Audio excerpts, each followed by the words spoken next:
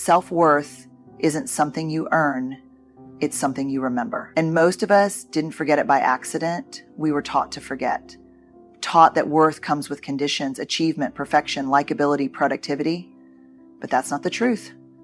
That's just the training. And unlearning that, that's the real work.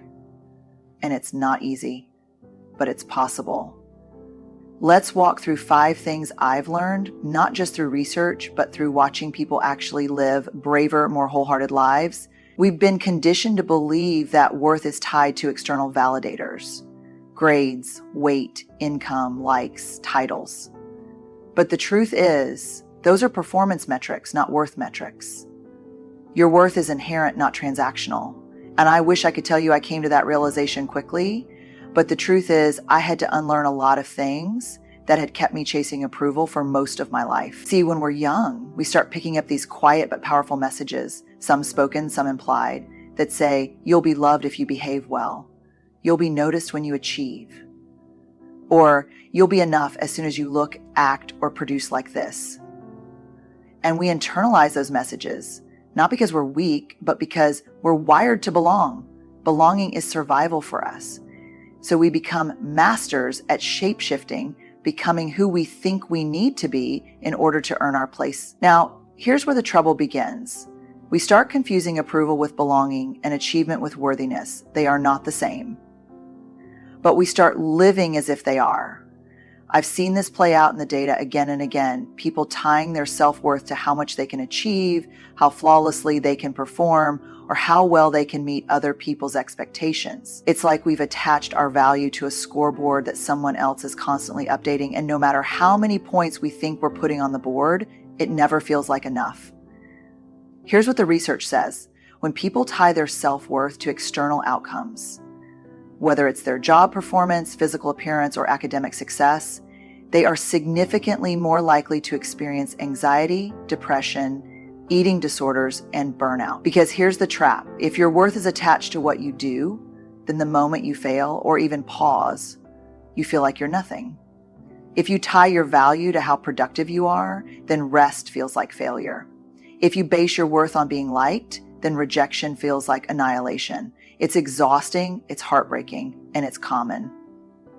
But the truth, the deep soul level truth is this: your worth is not something you hustle for. It's something you carry. You came into this world already worthy. Nothing you do can increase it, and nothing you've done can decrease it. Now, I know how hard it is to let go of those external markers because we've spent so long chasing them. They gave us a sense of control, maybe even a sense of identity, but what they rarely gave us was peace.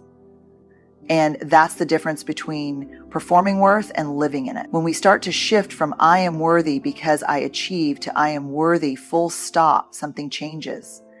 We show up differently in our relationships, in our work, in our lives. We start setting boundaries instead of burning out. We say no without guilt. We rest without shame. And we stop handing our self-worth over to people or systems that were never meant to define it. This shift doesn't happen overnight. It's slow, tender work. It's about recognizing the lies we believed and choosing truth even when it feels unfamiliar. It's about showing up with compassion for ourselves in moments when our default would be self-criticism. It's about trading the measuring stick for a mirror and learning to see ourselves with clarity and care. Because at the end of the day, worth isn't something you prove, it's something you own. And once you own it, everything else starts to change. Shame isn't just feeling bad, it's feeling unworthy of love and belonging. It whispers, you're not good enough, and then who do you think you are? The antidote to shame isn't perfection, it's empathy. The moment we speak shame out loud in safe spaces, it loses power. I want to say this clearly, shame is universal. If you're breathing, you've felt it. And if you've ever struggled with self-worth, I promise you, shame is lurking somewhere in the background. It's like emotional quicksand. It doesn't always look dramatic on the surface, but it pulls you down fast and keeps you stuck. And here's the sneaky part. Shame is really good at disguise. It doesn't always show up with that name tag. It often sounds like, I'm such an idiot. I'll never get it right. They'll see through me.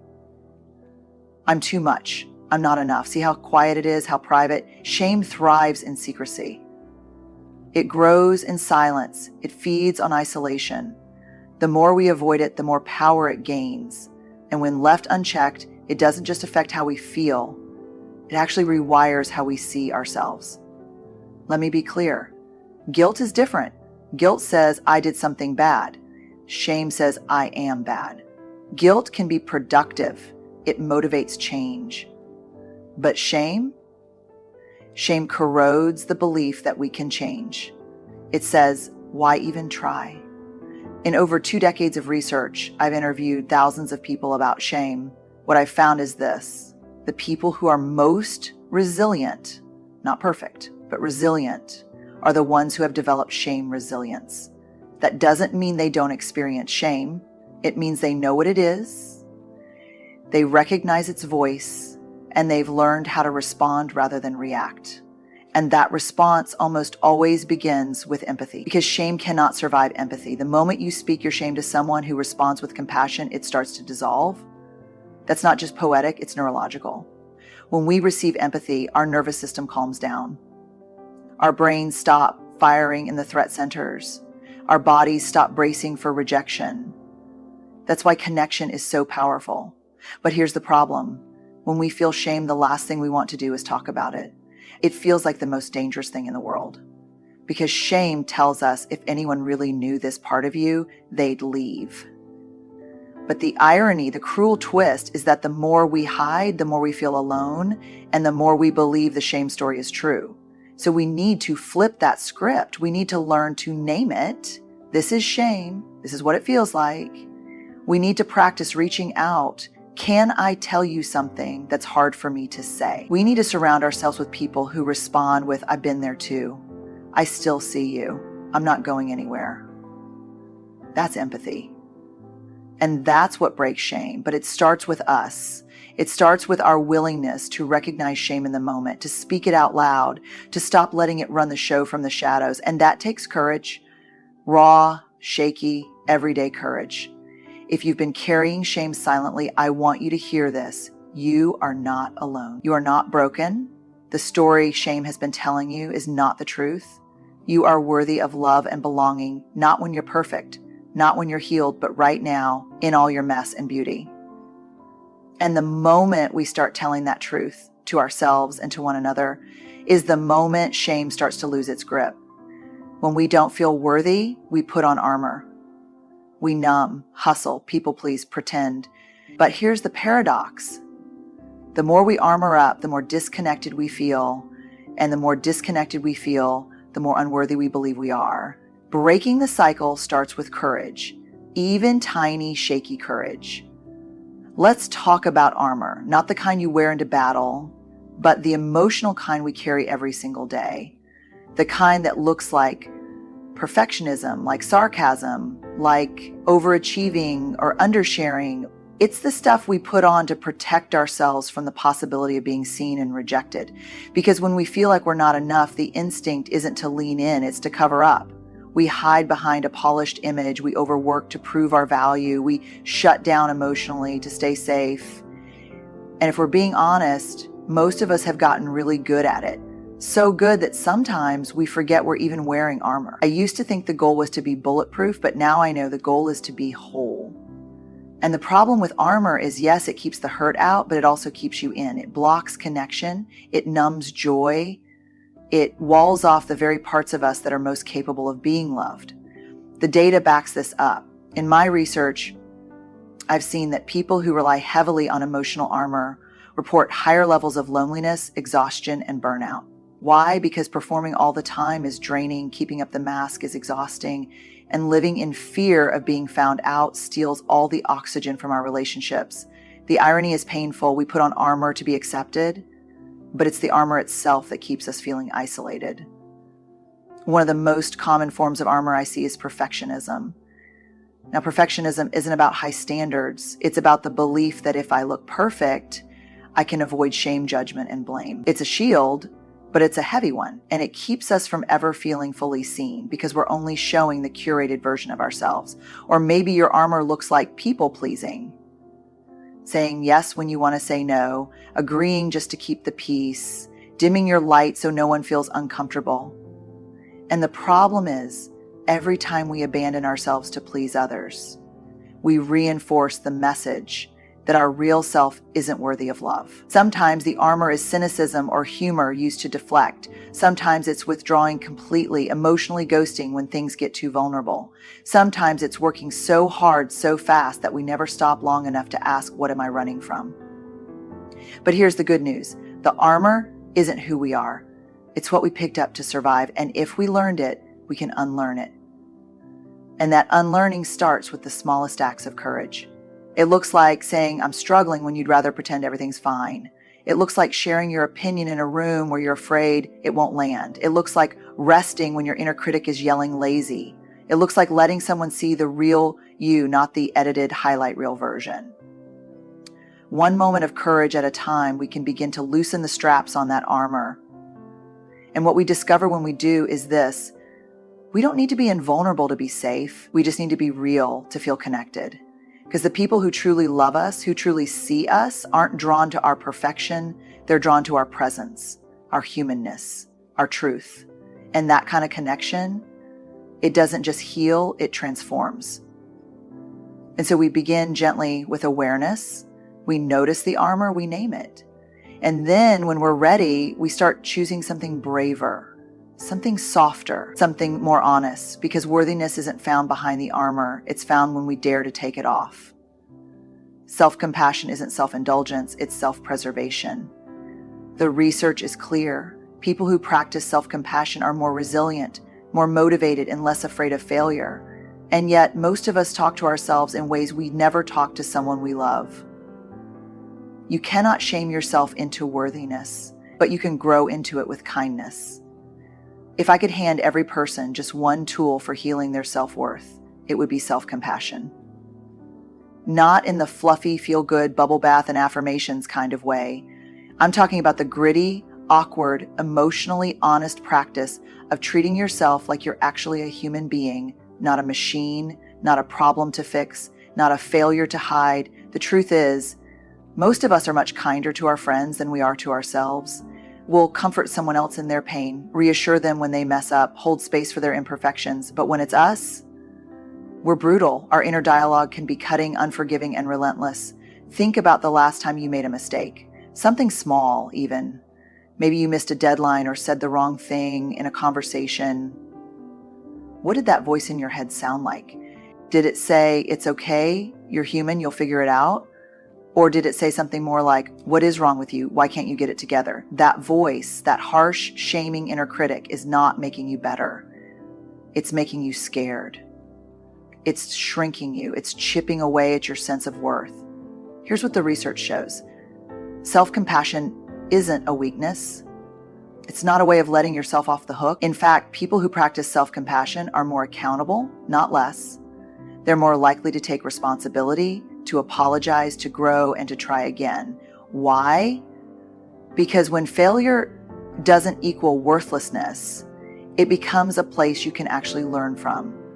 When you're not afraid of being torn down by your own voice, you're more willing to take risks, you're more creative, you're more present. You stop living in constant fear of getting it wrong and start living in a way that's grounded in self-trust.